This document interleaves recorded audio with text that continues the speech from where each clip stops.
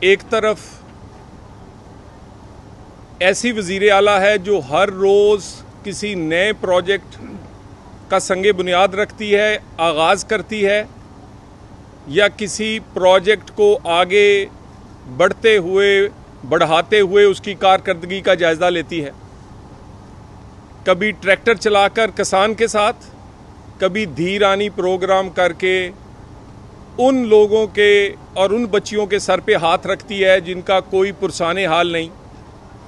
कभी बेहतरीन हॉस्पिटल का संगे बुनियाद रखकर और कभी कारपेट सड़कें उसका संगे बुनियाद रखकर किसी न किसी फलाही प्रोजेक्ट का रोज़ संगे बुनियाद रखती है। और दूसरी तरफ वो वज़ीर आला जो तब्दीली के नाम पर मुंतखब हुए और पिछले 8 महीने से कोई एक प्रोजेक्ट, कोई एक काम ऐसा जो किसी आम आदमी के लिए या केपीके के लोगों के लिए किया गया हो नज़र नहीं आएगा। कभी धमकी, कभी धौंस, कभी धरना, कभी जलसा, कभी तहरीक, रोज़ आप यही देखेंगे। केपीके के लोग दहशतगर्दी का शिकार है। केपीके के लोग सेहत की सहूलतें ना होने की वजह से बहुत ज़्यादा पंजाब और कुछ इस्लामाबाद के हॉस्पिटलों में आने पर मजबूर हैं। केपीके में कोई धीरानी प्रोग्राम नहीं। किसी किसान के लिए ग्रीन ट्रैक्टर या किसी ऐसे आदमी के लिए जो बिजली का बिल नहीं दे सकता उसके लिए सोलर का प्रोजेक्ट नहीं है। और तो और जो सबसे अहम बात है कि जब आप वज़ीर आला बनते हैं तो ये आप हलफ देते हैं कि आप अपने सियासी और ज़ाती मुफाद को अपने सरकारी काम में नहीं लेकर आएंगे। जो सहूलतें भी, वो सरकारी गाड़ी हो या सरकारी मुलाजमीन, वो वज़ीर आला का हुक्म इसलिए मानते हैं कि उन्होंने लोगों के फलाह का काम करना होता है। ये नहीं हो सकता कि आप अपनी उन सरकारी गाड़ियों और सरकारी मुलाजमों समेत वफाक पर हमलावर हों। वफाक पे हमला जब करें तो खुद दुम दबाकर भाग जाएं। कहते तो आप ये थे कि मैं सीने पे गोली खाऊंगा, लेकिन पीठ दिखाकर भाग गए। आपके सरकारी मुलाजम, सरकारी गाड़ियां और तो और बानी पीटीआई की बहनें भी आप वहां गिरफ्तार करवा के चले गए। और उसके बाद ये जो सरकारी मुलाजम या मुजाहिरीन गिरफ्तार हुए, जो चढ़ाई वज़ीर आला केपीके ने की, उससे ना सिर्फ बेशुमार नुकसान हुआ बल्कि वहां पर एक सिपाही जो अपनी ड्यूटी कर रहा था, पुलिस कांस्टेबल, वो भी शहीद हुआ। जिन लोगों ने शहीद किया, जिन लोगों ने तशद्दुद किया, जो गिरफ्तार हुए, उनको जब जमानत मिली तो केपीके हाउस में उनको हार पहनाए गए, उनके लिए इनाम का ऐलान किया गया, छुट्टियां दी गई और उनकी हौसला अफजाई के लिए कहा गया कि आपको 1 स्टेप प्रमोशन दी जाएगी।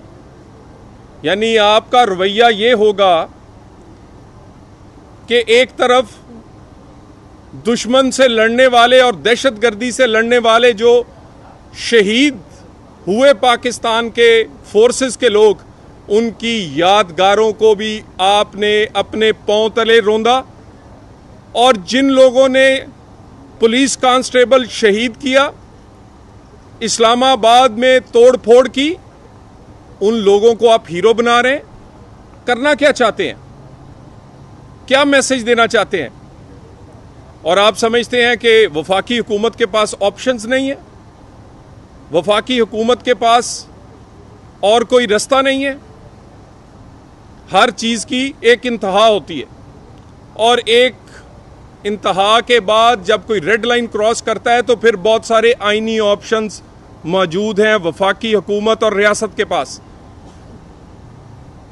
और ये देख लिया है आपने ये मैं पीटीआई से मुखातब हूँ, वो आज अपनी शर्मिंदगी, अपनी शिकस्त और अपनी नाकामी छुपाने के लिए जो उन्होंने पिछले 2.5 साल में इस पाकिस्तान में किया, इनकलाब के नाम पर, सियासत के नाम पर, तब्दीली के नाम पर, आज अपनी शिकस्त, नाकामी, शर्मिंदगी मिटाने के लिए कभी उसे डील का नाम दे रहे हैं, कभी कहते हैं कि अब ट्रंप आएगा तो वो हमारी जान छुड़ाएगा।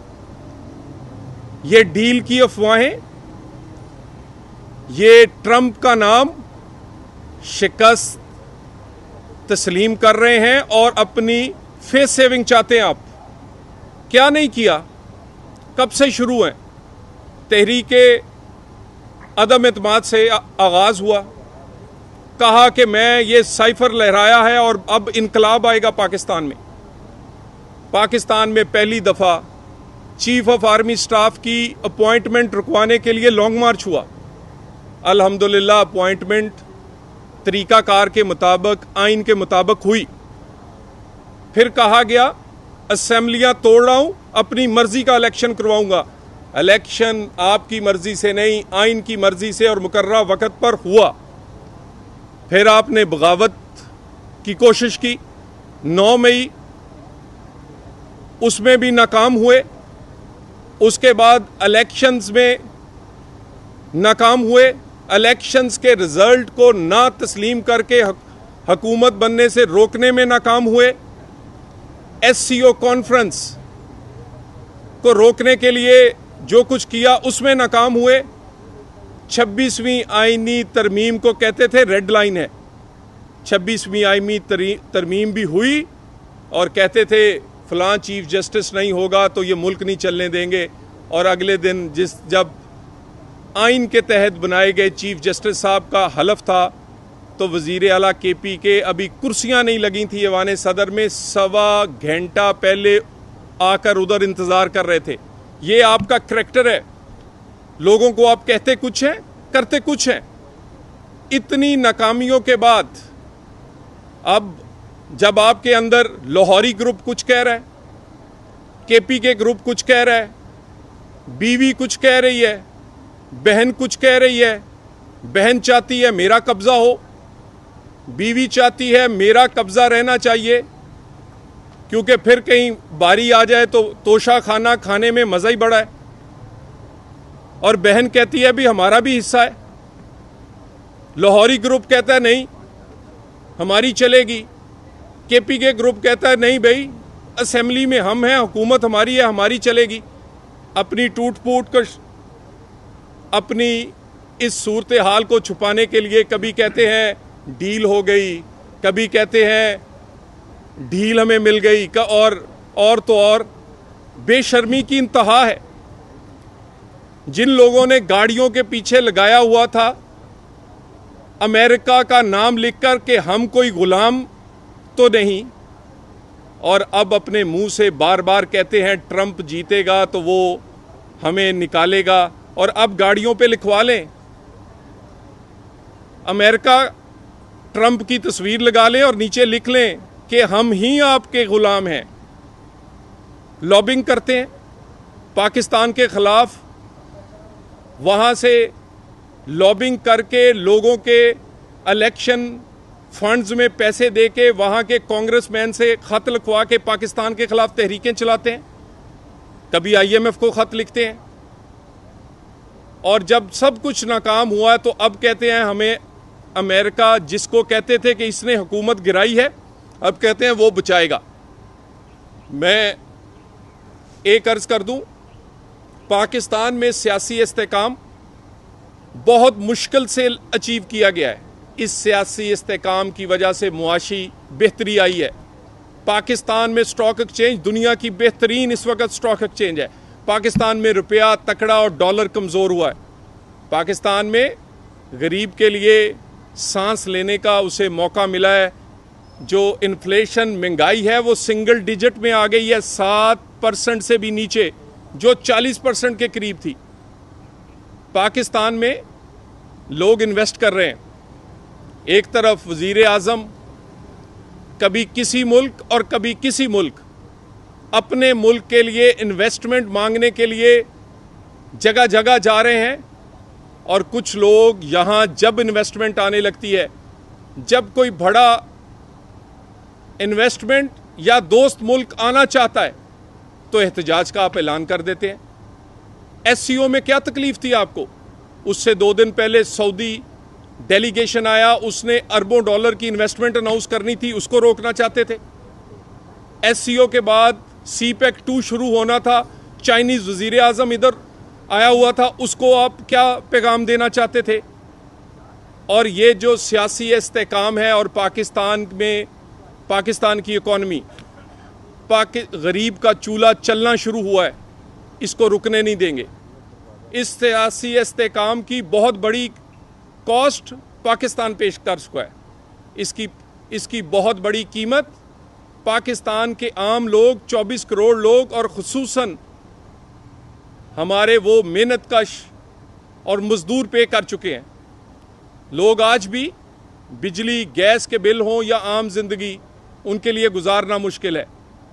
अगर उनके हालात बेहतर होने लगे हैं, अगर एनर्जी की प्राइस नीचे आ रही है, अगर पेट्रोल या बिजली की कीमतों को नीचे लाने की हुकूमत कोशिश कर रही है, अगर पाकिस्तान में डॉलर कंट्रोल की वजह से और पंजाब में खुसूसन जितने की रोटी थी उससे 10 रुपये कम पे आज भी 13, 14, 15 रुपये पे मिल रही है और दूसरे सूबों में 25 पे, तो ये सारी चीज़ें आपको तकलीफ किस बात की है? स्टॉक एक्सचेंज की बेहतरी की, रुपए के मजबूत होने की, महंगाई में कमी की, पंजाब और वफाकी हुकूमत के उन इकदामात की जिनका तल्लक डायरेक्टली आम आदमी से है। तहरीक आप चलाने में नाकाम रहे हैं, इनकलाब लाने में नाकाम रहे हैं, हुकूमत और रियासत को ब्लैकमेल करने में नाकाम रहे हैं, और अब अपने ज़ख्म चाटने और शिकस्त और अपनी नाकामी छुपाने के लिए इसको ढील का नाम ना दें। आपके करतूतों पे कोई डील नहीं होगी। 9 मई पे कोई कॉम्प्रोमाइज़ नहीं होगा। 190 मिलियन आपकी जेबों से और आपके अकाउंटों से निकाला जाएगा। तोशा खाना, बुशरा बीबी, आपके वो जो एक जाली पर्दा किया हुआ है उसके अंदर जो हुकूमत पाकिस्तान के हार और हीरे छुपे हुए हैं वो निकालेंगे इन चीज़ों पे। और आप समझते हैं कि आप इस्लामाबाद आएँ, सिपाही को शहीद करें और लोगों को फूलों के हार पहनाएं और वफाकी हुकूमत देखती रहेगी? नहीं, वफाकी हुकूमत पाकिस्तान में आम आदमी की ज़िंदगी और रियासत को चलाने के लिए आइन, कानून और किसी किस्म की डील और ढील के बिल्कुल हम सोचते भी नहीं। सियासी इस्तेकाम को मजबूत करेंगे। 26वीं तरमीम हुई है, 126वीं भी करनी पड़ी तो पाकिस्तान के लोगों के लिए, गरीब का चूल्हा चलाने के लिए, इकॉनमी चलाने के लिए, पाकिस्तान में कानून की अमलदारी के लिए करेंगे। Thank you very much.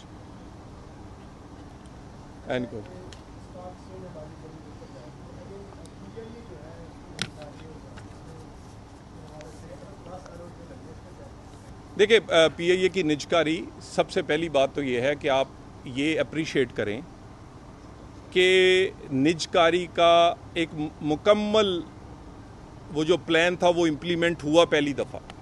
पहले तो कभी बोली तक नोयत ही नहीं आती थी। दूसरी बात, आपके कैमरों के सामने हुआ, आपने उसे एक एक उसकी जो प्लान में स्टेप था उसे आप देखते रहे। उसकी शफाफियत पे किसी ने आवाज़ नहीं उठाई, कहा कि बिल्कुल प्रोसेस ठीक हुआ। अब रही कीमत की बात, तो अभी तक हुकूमत ने उस कीमत को तस्लीम नहीं किया। यकीनन हुकूमत के पास और बहुत सारे ऑप्शंस हैं, तो हमें थोड़ा इंतज़ार करना चाहिए।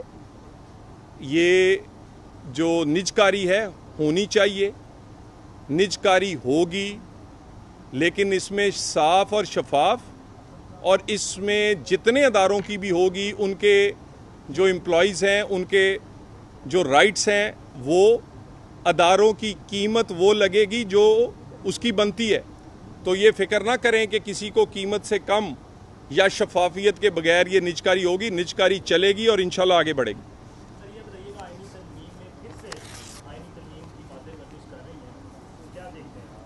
देखिए, गुजारिश ये है, ये पार्लियामेंट का हक है। आप ये नहीं कर सकते कि आपका जिस दिन दिल चाहे आप पार्लियामेंट के बनाए हुए वज़ीर आज़म को घर भेज दें और जिस दिन दिल चाहे आप उसके बनाए हुए आइन को पीसीओ और एलएफओ बना दें। पार्लियामेंट का हक है, पार्लियामेंट जब चाहेगी तरमीम हो, कोई कानून हो, किसी फैसले को बदलना हो, parliament mother of all institutions है। इसी पार्लियामेंट ने ये अपने आइन से बाकी जो अदारे हैं ये इसको पैदा किया है, इन्होंने इन अदारों ने जन्म लिया है। सो पार्लियामेंट अपना काम करेगी और पार्लियामेंट पाकिस्तान की ज़रूरत के मुताबिक अपना काम करेगी। अच्छा, एक ऐड कर दें कि काजी फाइज ईसा के साथ जो सलूक लंदन में हुआ है उसके हवाले से आप क्या कहते हैं? मियाँ साहब भी वहाँ पे हैं, उनके खिलाफ भी वहाँ पे यही कुछ हो रहा है। देखिए, गुजारिश ये है कि मियाँ साहब एक बड़ा दिल रखते हैं, सियासी लीडर हैं, मगर अगर आप अपने चीफ जस्टिस जिसको कि उस मुल्क में एक एजाज़ से नवाजा जा रहा है, जो कि लोग इस पे नाज कर रहे हैं और पूरी दुनिया कह रही है कि ये पाकिस्तान को ये एजाज़ मिला है, इस अदारे में इन्हें एक्नॉलेज किया गया है, और वहाँ पर अगर एज ए पाकिस्तानी सोचें तो शर्म की बात है कि गाली, धक्के, तशद्दुद, ये क्या इमेज दे रहे हैं पाकिस्तान का पूरी दुनिया में। पाकिस्तान ऐसा तो नहीं। पाकिस्तान में लोग बड़े बाअदब हैं, तमीज़ वाले हैं, उन्हें बात करनी आती है। एहतजाज अपनी जगह, बदतमीज़ी, गालम गलोच और बार बार इस तरह का रवैया ये नाकाबिले बर्दाश्त है और इस पे कार्रवाई वज़ीर दाखिला ने शुरू कर दी है। और ये समझते हैं कि इनके जो बड़े हैं वो अब माफ़ियाँ मांगते फिर रहे हैं। कभी लाहौर माफ़ी के लिए जाते हैं और कभी पेशावर जाते हैं और कभी इस्लामाबाद जाके पाँव पड़ते हैं। तो ये लोगों भी तमीज़ करें, ये सीखें, नहीं तो पाकिस्तान और दुनिया में जो आइन और कानून है वो इन्हें तमीज़ सिखा लेगा। Thank you very much. YouTube पर गूगली न्यूज देखने के लिए youtube.com की सर्च बार में गूगली न्यूज टीवी टाइप करें। गूगली न्यूज के पेज पर सुर्ख रंग के सब्सक्रिप्शन वाले बटन पर क्लिक करना